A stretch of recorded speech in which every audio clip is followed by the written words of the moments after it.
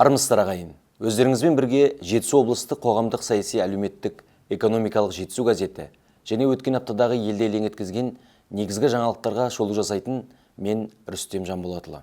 Сонымен өткен аптада әріптестеріміздің назарына не ілікті, апта қандай жаңалықтармен есте қалды? Бірге шолып өтейік. Шолуымызды сейсенбілік нөмірден бастайық. Географиялық орналасуына байланысты Жетісу өңірінде су тасқыны кезеңі 2 толқынмен өтеді. Тасқынның алдын алу мақсатында аймақтағы өзендердің жағалаулары нығайтылып, бөгет салынып, тоспалар бекітілді. Көктем 2025 республикалық командалық штабтық оқу-жаттығулар өтіп, уақытылы қабылданған шаралардың нәтижесінде еріген қар, жаңбыр сулары транзиттік режимде су бұру арналары арқылы ағып, елді мекендерде су басу тіркелмейді. Облыс аумағында 30-дан астам өзен бар. Барлық өзендер Жетісу-Алатау тау жотасынан бастау алады. Өзен арналары ашық, мұз қату жоқ, кептеліс байқалмайды. Судың деңгейі мен көп жылдық нормаларға сәйкес.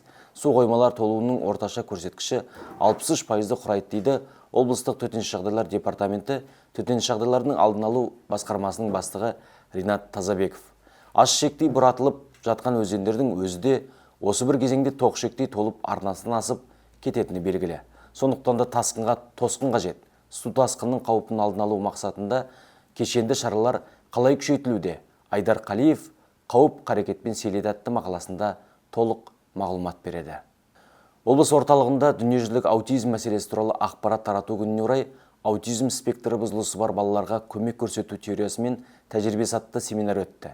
Семинар барысында мамандар аутизм туралы ғылыми тұрғыдан маңызды ақпараттармен бөлісіп, қоғамның инклюзивті дамуына қалай үлес қосылатындарын талқылады. Талдықорған қаласындағы аутизм және басқа да ментальды бұзылулар бар балаларға арналған күндізгі болу орталығында 18 жасқа дейінгі 125 балаға 2 ауысым бойынша қызмет көрсетіледі. Аутизм ерекше күтімді қажет ететін жандардың сырқаты. Олар тек бізден түсіністікпен қолдауды күтеді. Біздің міндетіміз олардың мүмкіндігін шектеу емес, керісінше қоғамға толыққанды араласуына жағдай жасау дейді мекеме директорының әлеуметтік жұмыс жөніндегі орынбасары Гүлназ Әуелбекова. Теориялық және практикалық бөлім бойынша өткен семинарда қандай мәселелер көтерілді? Орталықтан үміттеніп жүрген ата-ананың үміті ақталып, сенімі ұшталып жатыр ма? Сәрби Айденованың ерекше балалардың дамуында оң өзгеріс бар ма атты мақаласынан оқыңыздар. Үндістанда 3-ші Үндістан орталық Азия жастар форумы өтті. Қазақстан жастар делегациясы Дели және Агра қаласына, Гоа штатына сапар шегіп, мәдени және дипломатиялық алмасу бағдарламасына қатысты. Жетісу облысы атынан Жетісу жастары мекемесі директорының орынбасары Арнай Бажырынов қатысып қайтты. Халықаралық іс-шараның басты мақсаты достық байланыстарды нығайту және жастарды Үндістанның мәдениетімен таныстырып, заманауи дамуын көруге мүмкіндік беру. Форум қатысушылары әлемдік үздік оқу орындарының қатарына кіретін Үндістанның технология институтында болып, зертханасын аралап көрді. Делиге келгендердің соқпай кетпейтін қасиетті жері Бабыр қаласы Хумайон жерленген кесенеге де барды. Орталық Азияның түрлі саладағы жас көшбасшылары Үндістанның тарихымен, мәдениетімен, бизнес саласымен танысып, елдің бай мәдени мұрасына куә болды. Үнді сапар жайында Медет Жұмабай жас көшбасшылар Үндістанда атты мақаласында тарқатып айтады. Газетіміздің бейсенбілік санында да уақытқа тән әлеуметтік мәні бар мәселелерді оқи аласыздар. Облыс орталығы құрылғалы бері әлеуметтік инфрақұрылым нысандары жаңадан салынып, тозығы жеткендері күрделі жөндеуден өтіп, тамырына қан жүгірді. Оның бір көрсеткіші 3 жылда 15 жаңа мектеп салынып, іске қосылғаны. Атап айтқанда Ақсу, Сарқан, Қаратал аудандары мен Талдықорған қаласында 2 мектептен, Көксу ауданында 3 мектеп, Панфилов ауданында 4 мектеп тұрғызылды. Оның ішінде Жаркент қаласындағы жайлы мектеп ұлттық жобасымен салынған 200 орынды мектеп те бар. Жыл соңына дейін Алакөл ауданы, Достық ауылында, Ақсу ауданы, Көлтабан ауылында, Панфилов ауданы, Лесновка ауылында, Кербұлақ ауданы, Көксай ауылында жаңа мектеп іске қосылады. Білім, денсаулық сақтау мен мәдениет спорт салаларындағы ел игілігіне берілген жаңа нысандар жайлы толық мағлұматты Асыл Сұлтанғазының білім нысандары 41,2%-ға жаңартты мақаласынан оқып біле аласыздар. Сарқан ауданына қарасты Бірлік ауылында көп балалы ана Ділдәна Бөкей үйінің жанынан жылыжай ашып, шаруасын шалқытып отыр. Былтыр 1,5 гектар көлемінде алқапқа көкөніс сепсе, биыл 2 гектарға ұлғайтпақ. Көкөністерді биогумуспен жетілдіреді. үй аумағындағы жылыжайдың жұмысына 8 миллион теңгедей қаржы кеткен. Өнімге қажетті дәрі-дәрмегіне, күтіміне көп шығын кетеді. Әсіресе күн суықта бірқалыпты температура сақталмаса, жылыда тұрып терлеген өнім ауырып қалуы мүмкін. Сондықтан баладай мәпелеген күтім өте қажет дейді кәсіпкер келіншек. Қараша айы басталған кезде жылыжайдың жұмысы тоқтатылады. Себебі жылыту үшін көмір пайдаланылады. Ал көмірдің бағасы бұл өңірде қымбат. Аймаққа газ келуін асыға күтіп жүрген Ділдана кәсіпті жылы бойы жүргізуге үкімет тарапынан қолдау болса, Сарқан қаласының балғын көкөністермен қамтуға күш-қуатым толық жетермет деген арман мақсатымен де бөлісті. Ал бүгінгі күні 2,5% кәсіпкерлерге берілетін несиеге қол жеткізе алмай кәсібі кібіртіктеп тұр.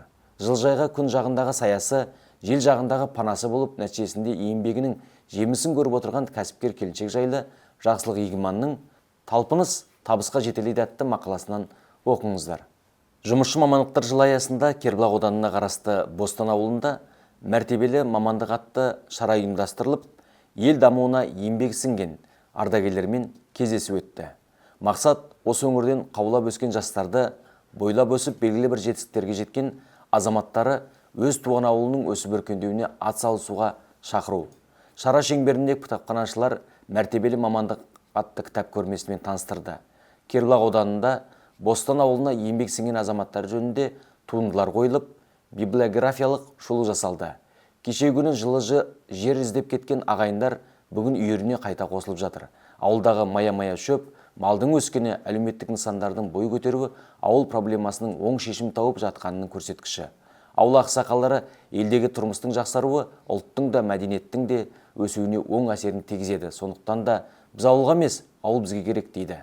Қандай қиыншылық болса да өртенге шыққан өміршең тамырын сақтап қалған ауылдағы кездесу жайында Медет Жұмабай ауылға маман керек атты мақаласында тарқатып айтады.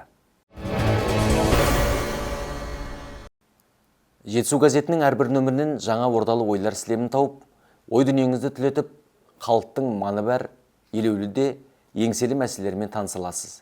Сенбілік нөмірдің негізгі тақырыптарына тоқтала кетейік. Сенбілік нөмір Жетісуда жағдай бар, нәтиже жоқ деген тақырыппен басталады. Облыстың барлық жетістіктерін жазып жүрген газет не айтпақшы болды деген ой оқырманның ойына орала кетері сөзсіз. Бұл жерде әріптестеріміздің айтпағы футбол мәселесі. Қандай жағдай жасалыпты дегенге бірден жауап бере кетейік. Аймақ бойынша футбол ойнауға арналған 13 стадион мен 350 футбол алаңы бар. Оның 285-і ауылдық жерде. 639 футбол секциясының 455-і ауылда. Облыстағы 9 жасөспірімдер спорт мектебі Жетісу футбол орталығында 2120 футболмен машықтанады. Облыстың білім беру ұйымдарында мектептен тыс шаралар аясында 397 секцияда 9548 бала тұрақты түрде футбол ойнайды. Тағы 273 бала мемлекеттік тапсырыс бойынша тегін секцияларға барады. Ал нәтиже қандай? Мәселе бапкерде ме? Әлде аяққа тұсау болатын басқа да себептер бар ма? Әріптесіміз Еңлік Кенебайдың мәселенің мән-жайын тарқатып айтады. Талдықорған колледжінде пилотсыз ұшу аппараттары жиналады. Мұнда дрондарды жинап қана қоймай, оларды басқаруға да үйретеді. Құрылғы әртүрлі салада, алдымен ауыл шаруашылығында егістіктерді зиянкестерден мониторингтеу және бүрку, іздеу жұмыстары мен өрттің алдын алу кезінде төтенше жағдайларды қажеттіліктер үшін қолданылады. Студенттер арасында қашықтықтан басқарылатын авиациялық жүйе мамандығы бойынша курстардан өтуге ниет білдірушілер көп. Биыл облыста 5 бағыт бойынша кәсіптер атласы құрылды. Өткен жыл жұмысшылардың тапшылығы ескеріле отырып, 20 мемлекеттік колледж базасында 13 жаңа мамандық ашылды. Колледж түлектерінің бірден жұмыс табу үшін аймақтағы 62 кәсіпорынмен ынтымақтастық орнатылды. Қашықтықтан басқарылатын авиациялық жүйе мамандығын меңгергендерге сұраныс қаншалықты? Айгүл Байбосынова өздігінен ұшатын аппарат жасалады атты мақаласында толық мағлұмат береді. Бұрындары ыдыс-аяқ сылдырламайтын үй болмайды деп ерлі-зайыптылардың арасындағы келеңсіз сәттерді жыл жауып қоятын еді. Бүгінде бұл мәселе ыдыс-аяқпен тоқтамайтын жағдайға жетті. Дүниежүзілік денсаулық сақтау ұйымының ресми мәліметі бойынша Қазақстанда жыл сайын 400-ге жуық әйел тұрмыстық зорлық-зомбылық салдарынан қайтыс болады екен. Бұл тек зерттеуге енгені ғана. Ал біз білмейтін қаншама. Өңір бойынша өткен жылдың 12 айында 40-қа тарта қылмыстық іс тіркелсе, оның 14-і әйеліне қол көтерген ер азаматтарға қатысты екен. Психолог мамандар барлық жағдайда ер адамдар кінәлі емес дейді. Таяқтың екі ұшы бар. Облысымыздың аудан қаласында іс сотқа жолданып, арнайы үкім шыққан оқиғалардың әрқайсысына жетең үлгенде қылмыстық істің басым бөлігі ішімдіктің салдарынан болғанын аңғардық. Зорлық-зомбылыққа қатысты ой бөліскендер отбасындағы жанжалдың бір себебі халықтың әлеуметтік жағдайына келіп тіреледі. Анығырақ айтқанда, күнкөріс қиындығы дейді. Мүмкін солай да шығар. Бірақ бұдан да жаман күнімде тойға барғанмын деп еңсесін түсірмейтін аталарымыз қандай қиыншылық болса да мәселені басқаша шешетін еді ғой. Ал бүгінгі қатыгездікті қашан қалай қалыптастырып алдық? Сәрби Әйтенова «Еркекке жүрек, әйелге тірек керек» атты мақаласында осы сауалға жауап іздейді.